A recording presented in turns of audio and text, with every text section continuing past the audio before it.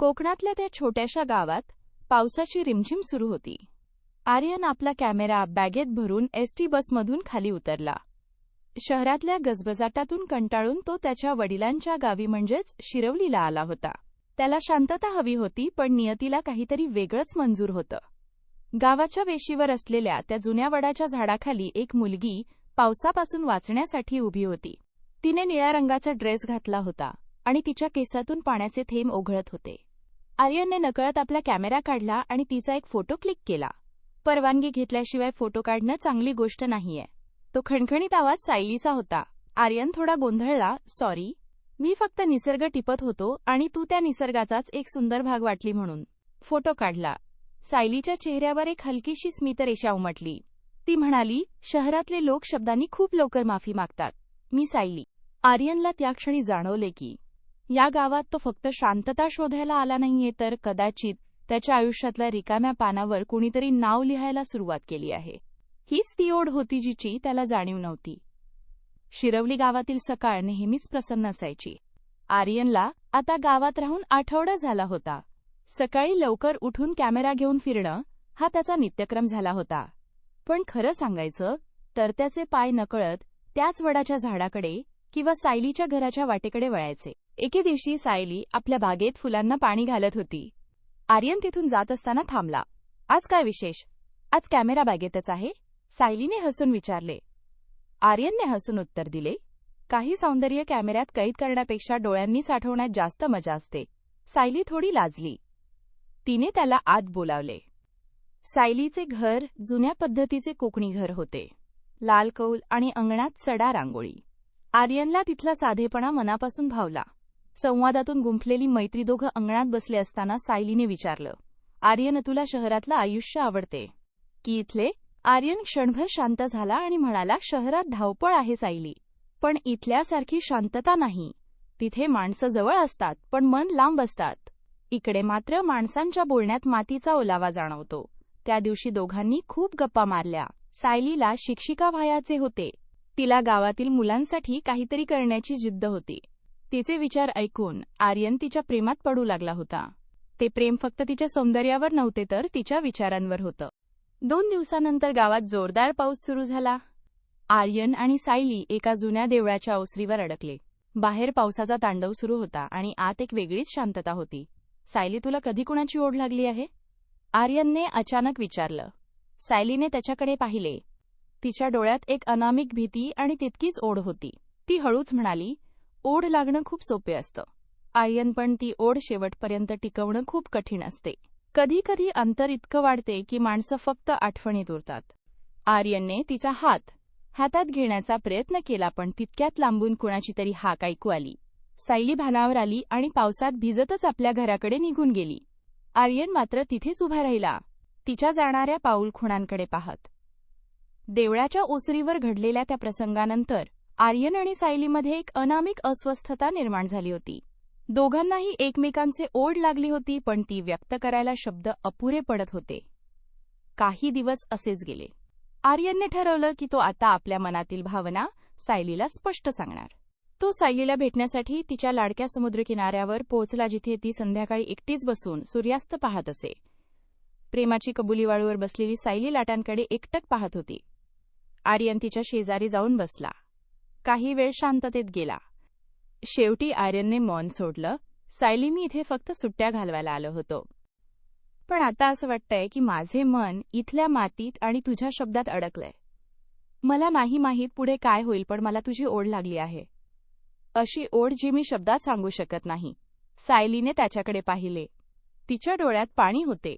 ती फक्त इतकंच म्हणाली, आर्यन, तू शहरातला मुलगा आहेस. तुझे जग वेगळे आहे आणि माझे वेगळे.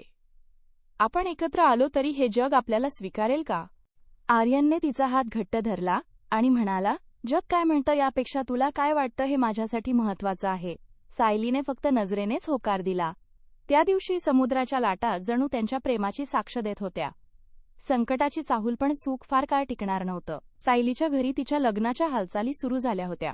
तिचे वडील, जे गावातील एक कडक शिस्तीचे गृहस्थ होते, त्यांनी सायलीसाठी एका श्रीमंत घरचे स्थळ शोधले होते.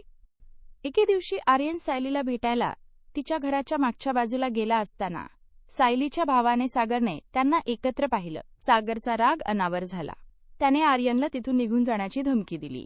शहरातून आलास म्हणून तुला वाटतं तू आमच्या बहिणीला भुलवू शकशील? परत इथे दिसला तर याद राखून ठेव. सागरच्या ओरडण्याने गावात एकच खळबळ उडाली आणि सायलीला घराबाहेर पडण्यास बंदी घालण्यात आली. आर्यनला त्याच्या वडिलांनी फोन करून तातडीने शहरात बोलावले. गावात आर्यनच्या चारित्र्यावर प्रश्न उठू लागले होते. आर्यनला सायलीला भेटायचे होते, तिला सांगायचे होते की तो तिला सोडून जाणार नाही, पण परिस्थिती त्याच्या हाताबाहेर गेली होती. शेवटी एका रात्री आर्यनला जड अंतःकरणाने गाव सोडावं लागलं. त्याने सायलीसाठी एक छोटी चिठ्ठी एका झाडाच्या ढोलीत ठेवली होती, ज्यावर फक्त एवढंच लिहिलं होतं, ओढ तुझी आजही आहे आणि उद्याही राहील. मी परत येईन. आर्यन मुंबईच्या गजबजाटात परतला खरा, पण त्याचे मन मात्र कोकणातल्या त्या ओल्या मातीत आणि सायलीच्या आठवणींतच अडकून पडला होता.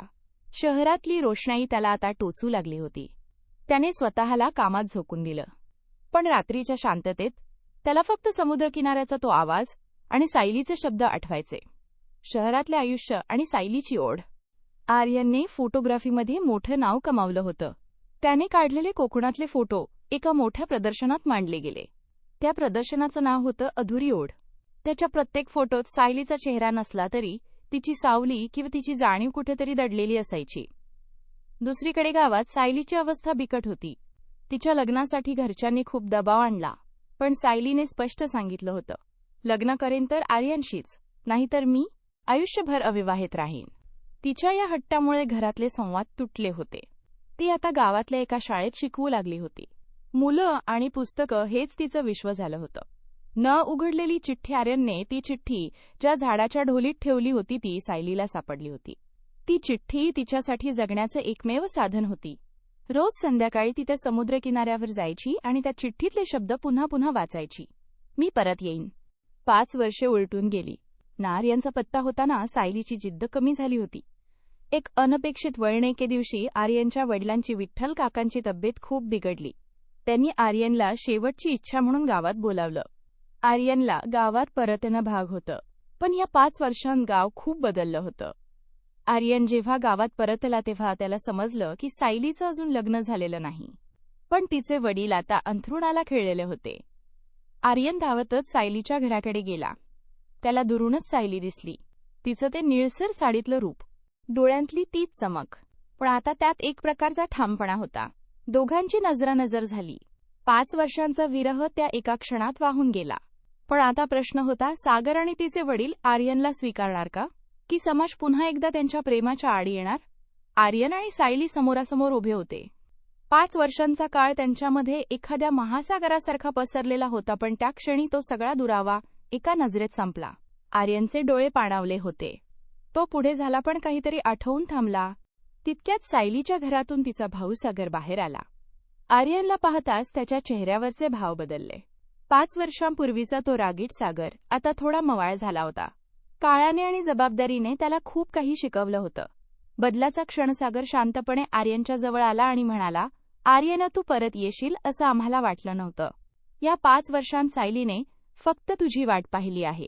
आम्ही तिला खूप त्रास दिला, लग्नासाठी सक्ती केली, पण तिने कोणाचंच ऐकलं नाही. तुझी ती एक चिठ्ठी तिने काळजाशी जपून ठेवली आहे. आर्यन थक्क होऊन ऐकत होता.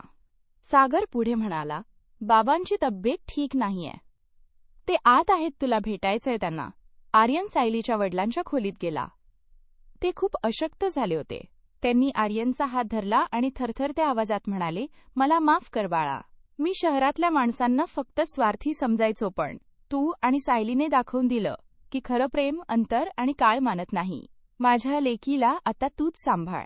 त्याच संध्याकाळी ज्या वडाच्या झाडाखाली ते पहिल्यांदा भेटले होते तिथे आर्यन आणि सायली पुन्हा एकदा उभे होते. आभाळ ओसंडून भरून आलं होतं. जणू निसर्गही त्यांच्या मिलनाचा आनंद साजरा करत होता. आर्यनने आपल्या खिशातून एक छोटी अंगठी काढली, जी त्याने 5 वर्षांपूर्वीच घेतली होती. सायली, ही ओढ कधीच संपणारी नव्हती. तू साथ देशील? सायलीच्या डोळ्यांतून आनंदाश्रू वाहू लागले. तिने फक्त मान डोलावली. आर्यनने तिच्या बोटात अंगठी घातली आणि तिला जवळ घेतले. 5 वर्षांपूर्वीची ती अधुरी ओढ आता एका सुंदर पूर्णत्वाकडे झुकली होती. गावात त्यांच्या लग्नाची जय्यत तयारी झाली. आर्यनने शहरातलं त्याचं काम गावातूनच करायचं ठरवलं. त्याने तिथे एक छोटा स्टुडिओ उघडला आणि सायलीने तिचं शिक्षिकेचं स्वप्न पूर्ण केलं. लोक आजही शिरवली गावात त्यांच्या प्रेमाची गोष्ट सांगतात. ओढ, तुझ्या प्रेमाची ही केवळ एक गोष्ट नव्हती, तर तो 2 जीवांचा विश्वास होता ज्याने काळालाही हरवलं होतं.